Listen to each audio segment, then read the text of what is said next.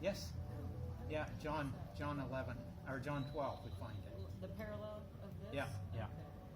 So it seems to what she does best. And Lazarus is there as a guest, probably the guest, not the guest of honor, that would be Jesus, but another one. So Mary's at Jesus' feet, and she gets this nard. Now, I guess I heard about this before, but I didn't really realize this probably comes from the foot of the Himalayas. There's some indication that maybe there was some nard from Arabia, but most of the people I read said it comes from India. So that's part of why it was so expensive. It was from a plant, the spikenard, in that area, and it was worth about a year's wages. Yeah, some of the commentators comment that maybe this was her inheritance, that this was a family heirloom that was passed down from her mom.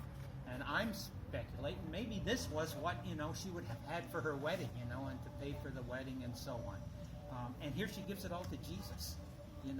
This really expensive, quite possibly handed down from generations. Stuff that's come from a long way away, and that would be worth what I calculate would be about 60,000 pesos here in Mexico. 300 days pay at 200 a day.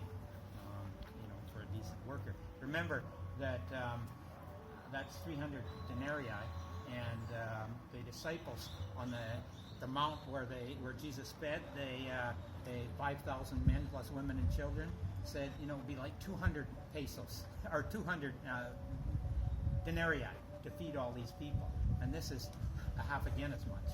So this is a rich gift that she's given, and she doesn't just sort of sprinkle it on. She puts it on his feet, she puts it on his head, and he says on his body too. I mean, it's just there's now it says a pound.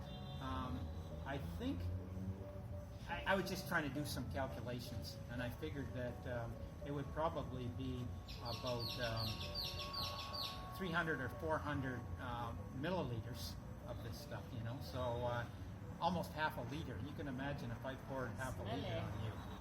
And smelly, yes. In John it says the fragrance filled the whole house. Yeah. And a lot of people, or some people that I've read, believe that, several days later, when Jesus was crucified, that smell was still on him on the cross.